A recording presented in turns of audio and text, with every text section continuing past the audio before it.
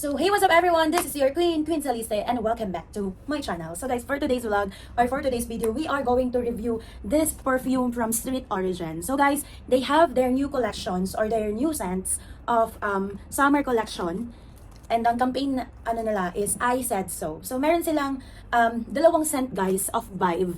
It is the Venus and Mars. Usually they say na yung Venus ay for women and yung Mars is for male. But for me, alam nyo, ang Street Origin ay hindi lang siya basta-basta pang babae or pang lalaki kapag Venus or Mars. For me, it's all about what you want to smell for that day. Kasi diba meron namang mga amoy pang lalaki na bumabagay sa babae. At meron din namang amoy pang babae na bumabagay sa lalaki. So for me, you will not choose between Mars and Venus. You will not choose Venus because it's for women, and you will not choose Mars because it's for men. You will choose a scent of a perfume because it is your vibe and it is your mood for that day. Diba? Naniniwala ba kayo? Kasi for me before talaga, I don't like perfumes. I just wear cologne or nothing. Pero nung natuto na akong i-appreciate yung pabango, merong pumapasa sa ilong ko talaga.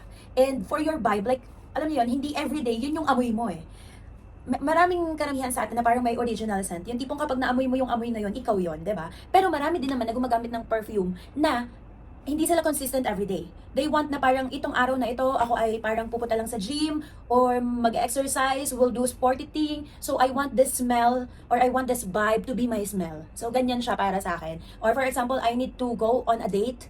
So ito yung amoy na gusto ko, ito yung mood ko ngayon. So ganyan siya para sa akin. So perfume is not always specifically for women or men. Sometimes it can be unisex also. Diba? Meron talagang amoy na pang lalaki na pwede sa pang babae at amoy pang babae na pwede sa pang lalaki. So guys, we are going to review these 4 products from Street Origin. We have this Ibiza Boom and Ibiza Trap. So itong Ibiza Boom na to guys, this is a natural spray.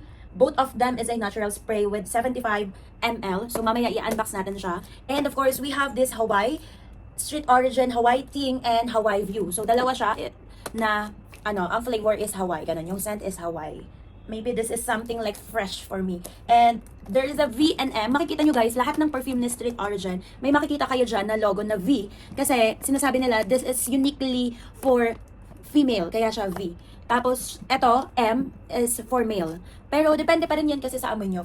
Ganun siya sa akin. So, let's open first and review the scent of Ibiza Boom and Ibiza Trap. Ayan. So, buksan na natin. Itong Ibiza Boom muna.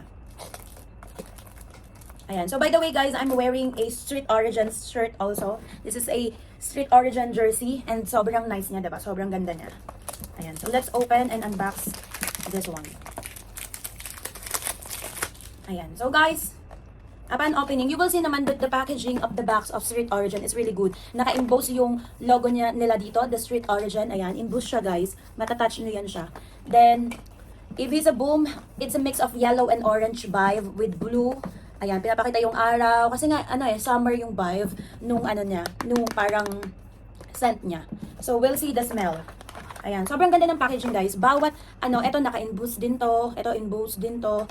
So, bawat vibe niya guys is makikita mo talaga. And ayan, it is a orange color bottle. Ayan, nakita nyo?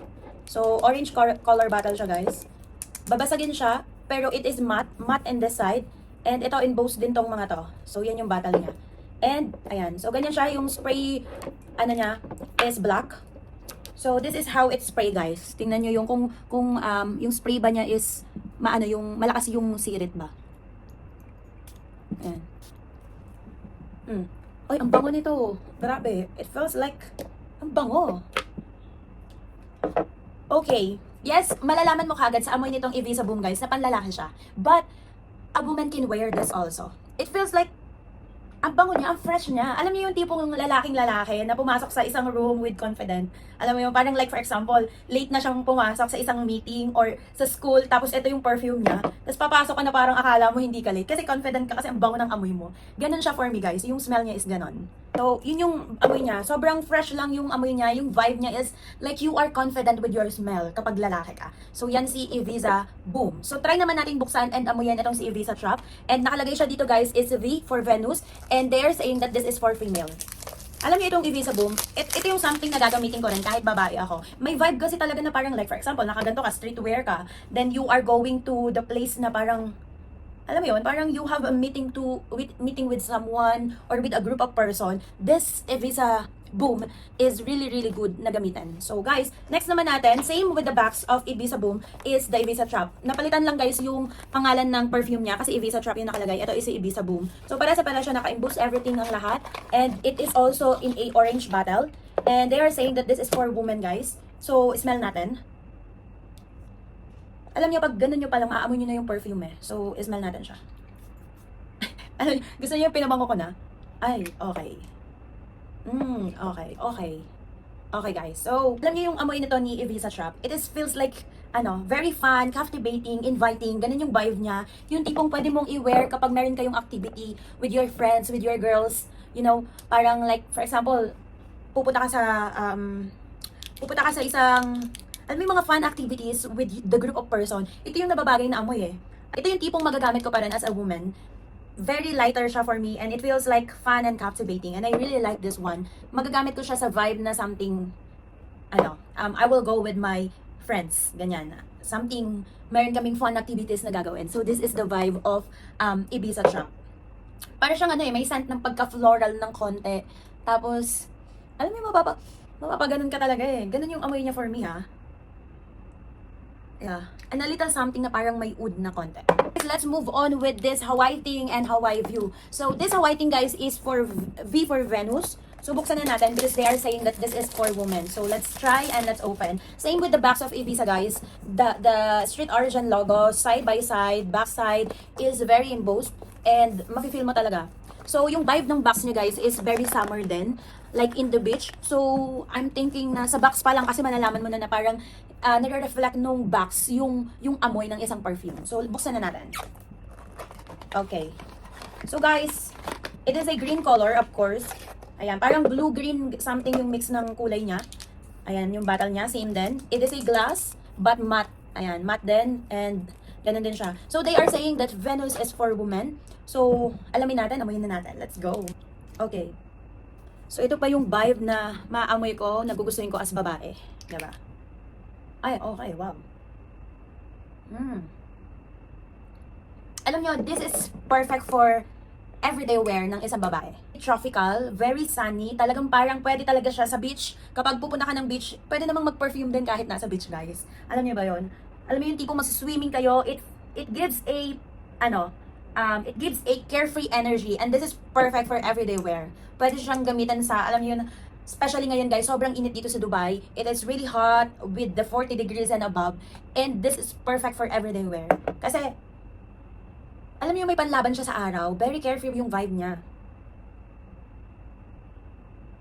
And tropical. Ayan, tropical din yung smell niya guys. And this is really good for women. And alam niyo, ewan ko ha, basta for me, ganun yung aking point of view eh. It's not always because it's for women only. And it's not because it's for men only. It's not always Team Venus or Team Mars. You can, adjust with which mood you want to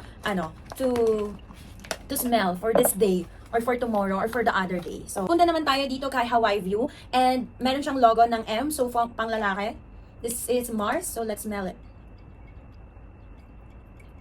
Ayan, medyo mahirap i-spray tong isang to. Bakit ganun? Siguro walang lakas. Oo nga, ayaw lumabas. Anong nangyari sa'yo? Ayun, may lumabas na. Ay, ang bango nito, lalaking lalaki. Medyo strong lang yung amoy nito. Feeling ko, this is not for unisex. Ano to guys? Amoy lalaking lalaki. Meron siyang stronger sense na very confident din yung amoy. Ibiza Boom na to, confident din yung amoy niya, pero hindi siya ganun ka-strong. Ito naman, parang siyang may lasting effect na hindi, ang bango niya din. Ang bango niya din. Lahat mabango na lang. Hindi, pero totoo. For me, yung scent nito is para siyang, alam niyo yung aficionado na F2 ba yun? F2 something. Kahawig niya ng amoy yun ng konti. Medyo strong lang siya.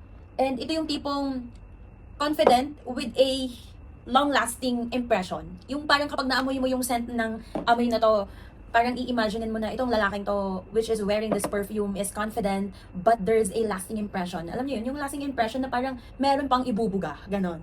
Diba? Kasi for me, perfumes is all about your vibe. Ayan, ganun ko na siya nakikita ngayon, especially this Street Origin. I love how they are making this perfume collection, and they are not telling that it's all about perfume, it's not all about the scent for women and for the men. It's all about the vibe and the mood you want to wear for that day. So for me, this 4 perfume na ni-review natin is a yes for me. Ayan, tipong kapag winner to ni Rodney pareho na pang men and yung pang men's, talaga namang babalik-balikan mo yung amoy. Ganon siya for me. And for the woman, I think I'm more like with this Ibiza Trap than this Hawaii thing. So ito kasi yung pang woman eh. Pero this is good for everyday. Pero mas more on back to yung tropical something na tong ni Ibiza Trap. Ayan. So yun na guys, ito na lahat yung perfume na to na na-review natin. And if you want to try all the perfumes from Street Origin guys, the vibe, alam niyo yung target market nila is Gen Z talaga. More on Gen Z. Kasi alam niyo yung mga Generation Z ngayon and Gen Alpha, ano sila nakadepende sa mood nila. Alam mo yung tipong, yung mga generation ngayon, nagbabago ang mood talaga everyday. Hindi mo masasabi na, yung mga panahon natin ng, yung mga millennial, yung mga, hindi ko alam kung anong generation ko eh. Mix of, siguro ako.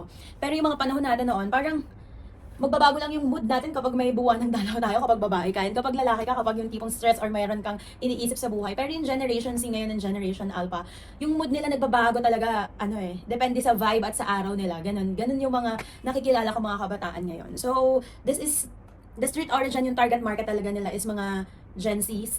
But, this is really good also for the other generation as well. So, parang feeling ko, nafe-feel na nila, kagaya nitong Ibiza view na to, this is really good for an older man for me. Parang kaya siyang i-wear siya, hindi lang ng Gen Z or ng Gen Alpha. So, yeah, if you have any question about this perfume, guys, they have a lot of collections. You can check their website, the Street Origin website. You can check also their social media accounts for the new collection that they have. And marami din mga vlogger na nagre-review also about this perfume, guys. And check ninyo. And kung gusto niyo namang i-try, minsan meron sila mga pop art, you can go so you can smell first kung ano yung vibe na gusto niyo for that perfume or for that day, 'di ba? So kanya-kanya tayo ng perfume eh. Meron kasing mga mabango sa akin na hindi mabango sa inyo, merong mabango sa inyo na hindi mabango sa akin. Kasi magkakaiba tayo ng klase ng vibe na gusto, magkakaibang klaseng tao tayo ng mga trip sa buhay, ganyan, 'di ba? But this Street Origin, para siyang mula nung nag-uumpisa pa lang siya, itong Street Origin na to for me, getting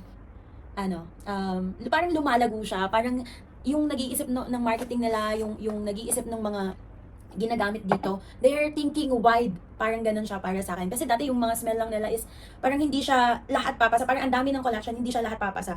For example, may pinadala sila sa akin for isa lang yung magugustuhan ko doon, and I will just tell sa inyo kung ano yung smell niya, kung ano yung vibe niya. But all of these 4 perfumes, it is something to beware for me ha. So yeah, that's it guys. Thank you so much for watching this vlog. Hope you like it, and if you have any questions about Street Origins perfumes, feel free to ask me in the comment section. And if you want to check their other collection, you can check their website. Ilalagay ko siya dito guys. Ayan yung website nila, and I will put their link also in the comment section or in the description box. So thank you so much for watching. Don't forget to like, share, subscribe, and click the notification bell for more upcoming videos. Bye! Follow for more! Mwah!